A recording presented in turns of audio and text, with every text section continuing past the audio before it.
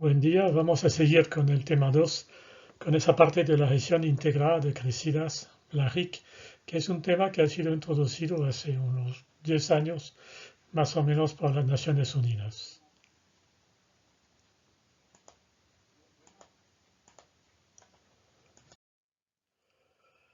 Dentro de esa región integrada de crecidas vamos a considerar la dimensión social de la misma. Es decir, ya en el video anterior pudimos ver la parte, digamos, más técnica. Ahora nos vamos a interesar a la parte social que corresponde a la región de las crecidas. Según la CEPAL en el 2002, ya sabemos que no existen desastres naturales, entre comillas. Lo que hay son fenómenos naturales que provocan desastres sobre personas y propiedades. Entonces, ¿cuál es la justificación de la región integrada de las crecidas? Primero, eso debe ser influenciada no solo por factores físicos, sino también por el entorno social, económico y político.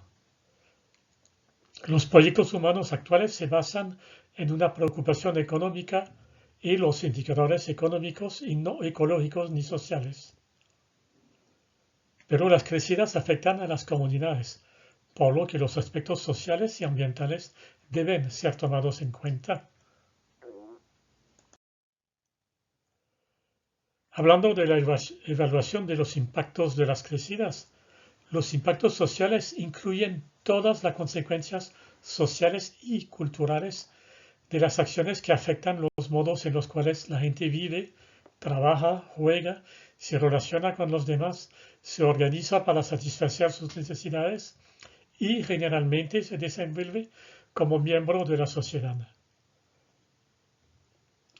Entonces, las evaluaciones de riesgos sectoriales y segmentadas pueden crear gran ineficiencia y inequidad en la asignación de recursos, en los costos de mitigación y en los beneficios en el aumento de la seguridad.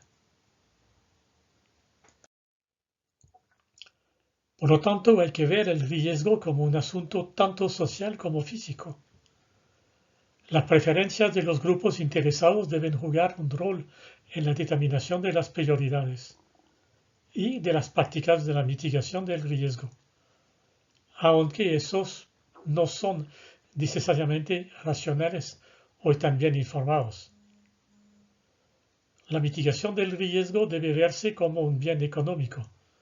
La seguridad no es un bien gratuito, ya que infla la demanda y crea una cultura de dependencia. Volviendo al riesgo, la evaluación convencional del mismo vincula la probabilidad y la magnitud del evento de riesgo con los costos de las consecuencias, expresado en términos financieros, si eventualmente ocurriera. Es lo que vimos en la presentación anterior sobre eso de la definición del daño evitado. Entonces, esos pueden ser incorporados dentro de un análisis de costo-beneficio para ayudar a la toma de decisión. Pero no es solamente eso. Se reconoce cada vez más que el riesgo es también un concepto cultural y que la evaluación del riesgo debe incluir evaluaciones de las percepciones de terror al riesgo y de las prioridades del público para disminuir el daño. Si el programa de mitigación de riesgos que quieren implementar no está aceptado socialmente, obviamente va a llegar a un fracaso al final. Entonces, la disminución del riesgo no es igual a la disminución del daño. La mitigación de riesgo tiene que considerar la reducción de vulnerabilidad y los métodos para aliviar las pérdidas o los riesgos. Las decisiones sobre qué riesgos se van a tratar y cómo y dónde tienen implicaciones de equidad en la distribución y por eso deben ser tratados con sensibilidad política. Entonces, ¿cuáles son las causas del incremento de la producción social del riesgo? Uno está el modo en el cual o cómo se usa el territorio. En dos tenemos el incremento de la densidad de población en áreas de alta vulnerabilidad. Tercero, el desarrollo de actividades económicas en sectores sujetos a riesgos. Y cuarto, la reducida capacidad para enfrentar emergencias y reparar los daños consecuentes. Esos aspectos están sacados de la memoria de un taller que se llevó a cabo en Chile en el 2001. ¿Cuáles fueron los problemas detectados? La falta de conciencia de la población sobre el riesgo de vivir en planicie de inundación o borde del río. Como ya lo mencioné en un video anterior, las memorias sociales son muy cortas. Antes la familia vivía en el mismo sitio por varias generaciones. Ahora la movilidad social es mucho mayor y por lo tanto la memoria, el tiempo en el cual se mantiene la memoria ha disminuido y la gente pierde la conciencia del riesgo que tienen en vivir en zonas de inundación. También está la falta de participación de la comunidad en la elaboración de los planes de prevención y mitigación de inundaciones. Y la falta de conciencia y de decisión política del Estado para tratar de manera clara los problemas de inundación y sus soluciones. También podemos hablar de la debilidad de los instrumentos de planificación territorial y sobre todo de los instrumentos de control. La falta de interacción de las instituciones de atención primaria con las autoridades locales y la población. Y también la falta de definición clara de cuáles son las responsabilidades de cada una o cada uno de los actores en esa situación. Ahí tenemos algunos factores que impiden prevenir el efecto negativo de las inundaciones. En general, las inundaciones son uno de los riesgos, entre muchos otros, que sufren la población y sus bienes. Por lo tanto, los gobiernos deben priorizar las inversiones para prevenir otros riesgos, que muchas veces son más evidentes, constantes y políticamente sensibles, como por ejemplo lo de salud y lo de defensa nacional. El riesgo de inundación es un problema aleatorio, cuyos efectos negativos son de responsabilidad civil difusa y a veces atribuibles a la naturaleza y que se olvidan con el tiempo. Entonces, por ser problemas aleatorios, los gobiernos no lo tienen en su agenda en forma permanente. Se acuerdan de ello cuando ocurre el desastre. Entonces, las organizaciones y actores que comparten una misma cuenca hidrográfica deben organizarse para ordenar el uso del territorio y priorizar inversiones con fines de protección. Por lo tanto, ¿qué es lo que se entiende por dimensión social en la gestión integrada de crecidas? Bueno, es el entorno social, económico y político de todos los actores que intervienen en las soluciones sociales de las comunidades afectadas por las crecidas de los ríos. ¿Y cuáles son esos actores?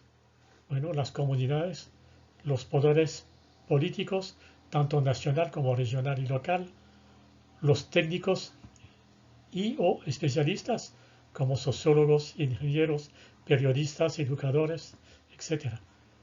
Y por supuesto los organismos de protección y defensa civil. Entonces, ¿cuáles son los roles de esos actores que acabamos de mencionar? Primero, la comunidad. Esa debe ser consultada en la elaboración del plan de acciones de gestión antes, durante y después de los eventos, para mantener la memoria de los eventos históricos. Debe ser empleada en la mano de obra de las estructuras y en el cuidado de las instalaciones e instrumentos de observación. Eso va a ser particularmente válido en el problema de los sistemas de alerta temprana. En segundo lugar, ¿cuál es el rol de los poderes políticos? Bueno, ellos deben disponer los recursos económicos y de coordinación requeridos para la prevención y la recuperación. Los técnicos educadores, bueno, deben elaborar propuestas de medidas estructurales y no estructurales de monitoreo y de evaluación de esos procesos, de concientización, de educación y de comunicación con las comunidades. Finalmente, Protección y Defensa Civil debe preparar y entrenar a la comunidad. Deben tener planes de contingencia y de actuación durante los eventos. Hay otros factores que impiden prevenir el efecto de las inundaciones. Los gobiernos nacionales, regionales o locales, y a veces algunos afectados, obtienen mayores beneficios políticos al dar asistencia si ocurre el desastre en lugar de evitar los daños. El establecimiento de medidas preventivas recae en muchas organizaciones y dependencias, como los municipios, y no todo tiene la misma capacidad de ordenamiento del uso del territorio. Como se sabe, por ejemplo, un municipio como Chacao tiene otra capacidad para manejar ese tipo de problema que un municipio pequeño en el fondo del estado Apure. Entonces eso es importante tomarlo en cuenta cuando se van a elaborar planes de mitigación o de control de inundaciones. Y finalmente existen además fuertes presiones de la población, de la comunidad, para ocupar zonas de riesgo. Entonces, si hablamos de población y crecidas, ¿cuáles son las causas de las crecidas? Sabemos que hay los factores meteorológicos, hay factores hidrológicos y están los factores humanos. Cuando hablamos de gestión integrada de crecidas, tenemos que tomar en cuenta los posibles efectos positivos de las inundaciones. Las inundaciones no son 100% negativas, dañinas. Pueden tener efectos positivos. Primero, pueden recargar las aguas subterráneas. Pueden provocar un enriquecimiento de los suelos. Van a favorecer la fauna acuática y es un proceso de cómo se puede rejuvenecer los sistemas fluviales.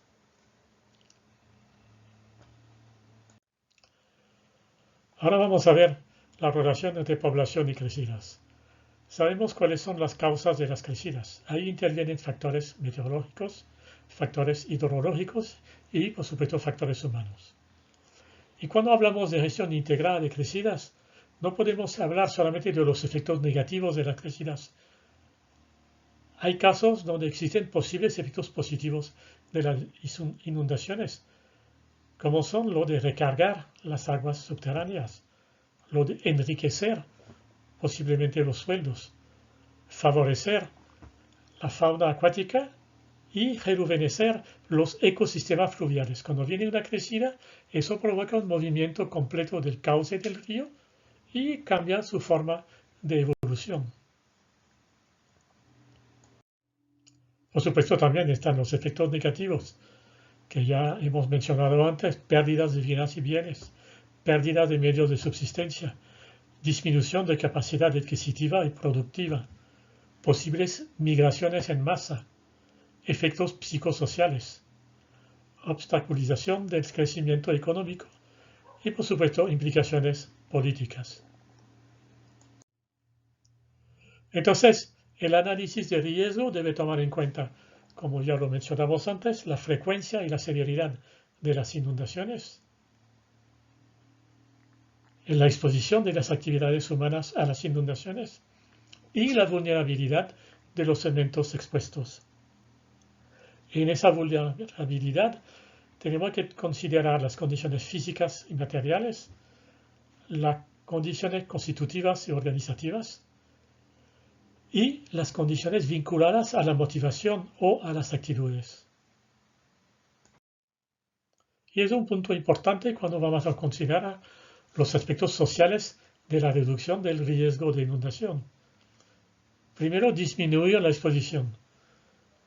Eso lo podemos lograr a través de mejorar la resistencia estructural de los edificios, de las construcciones, de las casas, a través de la planificación y reglamentación del uso de la tierra y a través de medidas de emergencia frente a crecidas. Lo que nos lleva entonces a la gestión de las emergencias. Tenemos que tener la preparación suficiente para las emergencias de crecidas. tenemos que tener la capacidad de dar una respuesta de emergencia. Y después tenemos que tener la capacidad de recuperación y de reconstrucción después de la emergencia. En la reducción de vulnerabilidad podemos mejorar la capacidad de recuperación en relación con los medios de subsistencia. Y esta toda la parte muy poco común, poco usado en Venezuela, que son los seguros contra crecidas. Entonces, en la gestión integrada de las crecidas es muy importante la participación de los interesados, es decir, de las comunidades involucradas, de los diferentes actores involucrados en el problema de las inundaciones. Eso debe estar totalmente concientizado de los objetivos de la gestión integrada, de los beneficios que produce la gestión integrada de crecidas, de los posibles inconvenientes, de haber un análisis de las partes interesadas, cuáles van a ser los mecanismos de participación, el desarrollo de una planificación participativa, tener las estructuras institucionales necesarias para esa gestión integrada y tomar en cuenta las lecciones aprendidas con experiencias anteriores. La planificación participativa va a depender de varios factores. En primer lugar, de la Política Nacional de Gestión de Crecidas, del Plan de Gestión de Crecidas a nivel de la cuenca, de la planificación de proyectos y, por supuesto, de la planificación de emergencias durante la crecida. Tenemos que potenciar la participación de los interesados. Y eso es un problema de aprovechar las oportunidades, pero también hay varios desafíos. ¿Cómo empezar el proceso participativo? ¿Cómo motivar a la comunidad para que participe en el proceso participativo? Mantener ese proceso participativo. Al inicio puede haber un entusiasmo importante para empezar con ese proceso, pero eso a veces se diluye en el tiempo. Entonces, ¿cómo podemos mantener la participación en ese proceso? Y por supuesto están las cuestiones políticas y de gobernabilidad. Entonces, ¿qué podemos hacer para potenciar la participación de los interesados? Primero tenemos que crear una capacidad suficiente de los interesados. La necesidad de creación de capacidad a distintos niveles. A nivel de la comunidad, por supuesto. A nivel de los técnicos que van a intervenir en ese proceso. A nivel de las instituciones que son parte también de ese proceso. Tenemos que definir las áreas de creación de capacidad. A nivel técnico, a nivel social, a nivel ambiental, a nivel legal, etc. Y por lo tanto, ¿cuáles van a ser los mecanismos de creación de capacidad? ¿Cómo vamos a lograr crear esa capacidad de esos diferentes niveles? ¿Qué tipo de actividad podemos planificar, realizar para entonces producir esa creación de capacidad? Por lo tanto, necesitamos también un marco jurídico institucional armonizado y tener un mecanismo de resolución de conflictos. Siempre que vamos a tener programas de control, de mitigación de crecidas, se van a crear conflictos entre los diferentes actores que intervienen en el proceso. Hay partes de la comunidad que pueden verse afectadas si tienen que ser reubicados, por ejemplo. Entonces tenemos que tener un mecanismo para resolver los conflictos que pueden ocurrir por la implementación de los planes y programas de control de crecidas. Hablando del plan de capacitación, aquí le pongo un ejemplo de un proyecto en el cual estuve participando en el año 2020 en el Perú, donde entonces yo estaba a cargo del plan de capacitación de la comunidad frente entonces al riesgo de desastres de inundaciones. Era un programa de protección de valles vulnerables entre inundaciones y dentro de ese plan de capacitación, bueno, se elaboraron 3 manuales sobre entonces el riesgo y la forma de controlar las inundaciones. Un manual Uno sobre la prevención de desastre y las actividades post-inundaciones. Un manual 2 orientado más al manejo vegetal y forestal de las protecciones contra inundaciones. Y un manual 3 sobre el mantenimiento de defensas ribereñas y de estructuras de protección de ríos.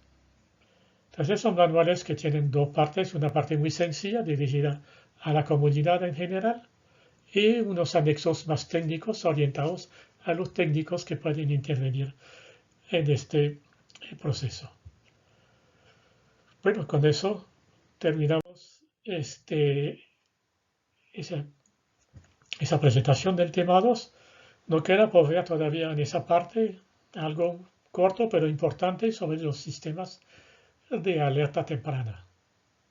Les recuerdo también que el próximo jueves a las 10 de la mañana, hora de Venezuela, tendremos la presentación por el geógrafo Nerio Ramírez de los aspectos de movimientos en masa como riesgo de desastres hidroclimáticos.